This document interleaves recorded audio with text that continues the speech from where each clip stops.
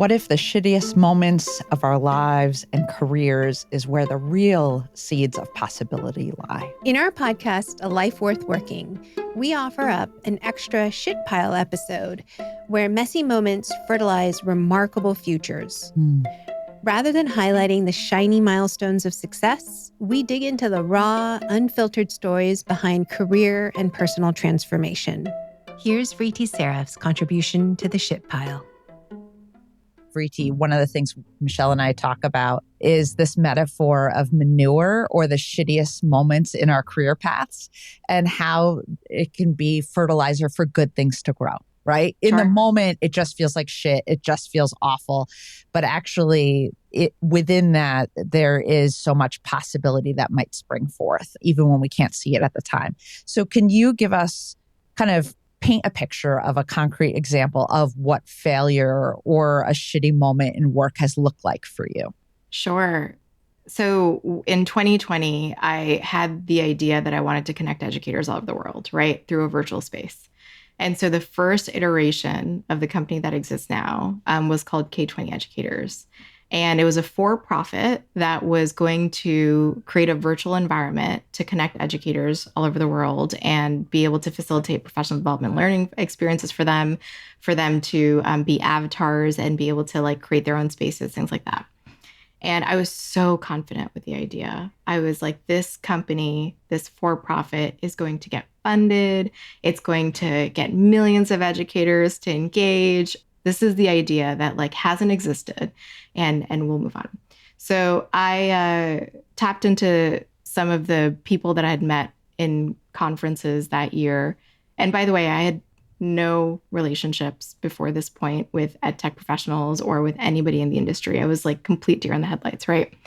And somehow I got myself to a VC partner. And this was a VC that was very well known for innovative work, for impactful education work. And the partner that was talking to me was really honest and was very open to new ideas. So I was super excited, right? I was just like, I'm going to pitch this idea and I'm going to get $1 million in funding.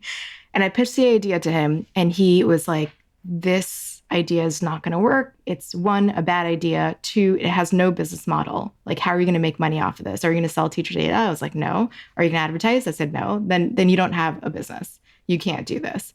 And then third, completely unimpressed by any vision or anything that I had.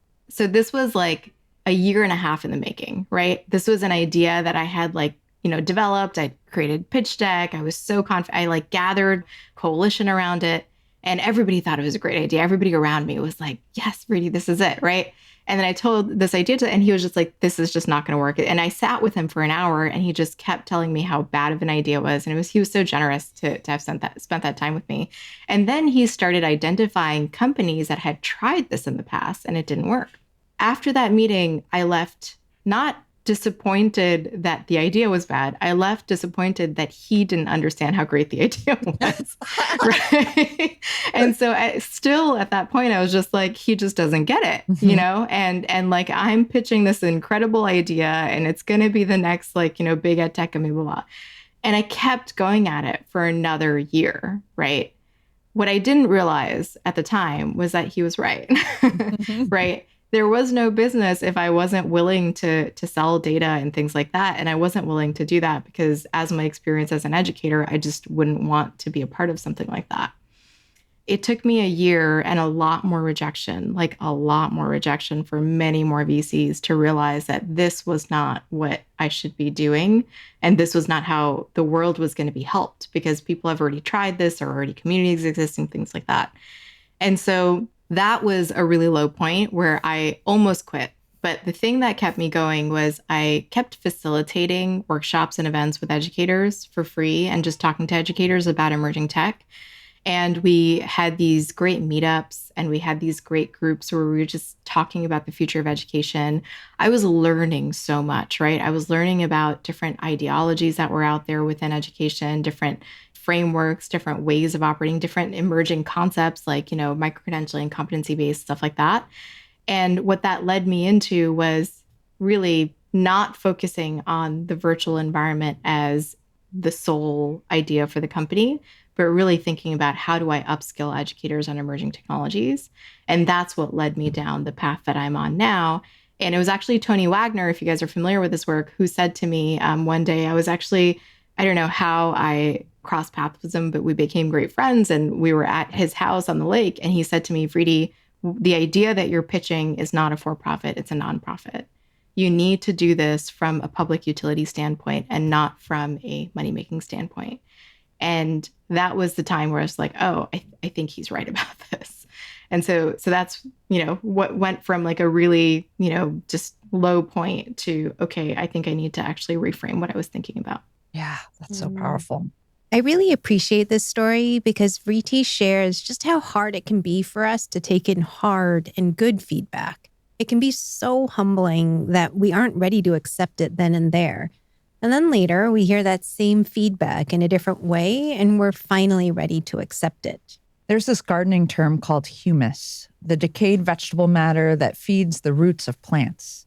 And I love it because the word humus comes from the same word root that gives rise to the word humility. It's precisely how you and I think about these shitty moments and how they can leave mud on your face, and yet somehow, when we're ready, they can create the fertile soil in which something new can grow. Yes, nothing is wasted. I've got it tattooed on my arm. And it's amazing. So beautiful. I'm also jealous and thinking about getting my own. Yes. So Vriti, you have a new baby who's 3.5 months old, and you also have just a really great and wide and open perspective on technology and also thinking through the future of technology. And I'm curious, as you look at her and you think about the kinds of advice you might give her about her career trajectory, what do you think you'll focus on for her? I think at different times, there will be different things. And with the evolving world and the evolving technologies, I don't think there's anything that I can predict at the moment. But the thing that I do know is that introducing screens and technology to really young people is not, in my opinion, the best path forward. And we know that developmentally, children need to have human relationships and learn from things that are not digital to fully develop their capacities. And so early on, I won't be introducing any technology to her. But the things that I will be introducing are the foundations of technology. So for example, I'd like for her to know what an algorithm is, but not through AI, through understanding how to break down the concept of an algorithm and looking at patterns in the way that she plays music or the way that she looks at numbers, right? I want her to understand neural networks, but not through, machine learning. I want her to understand it through the connections that she makes with her drawings or the connections that she makes with different things that she's learning in museums, So I want her to understand the foundations of technology, but through analog ways, so that when she is introduced to technology, she understands the strengths and the weaknesses of those technologies and can critically think through how to actually operate and interact with them. Can you come teach my kids? I love that. It's beautiful. This has been another bonus shit pile episode of A Life Worth Working, where we showcase how even the messiest of moments can lead to remarkable futures. For more about Vriti Saraf's journey, make sure you listen to her full interview on A Life Worth Working. And please make sure to subscribe to our podcast so that you can feel less alone in what can sometimes feel like the winding spaghetti paths of our career journeys.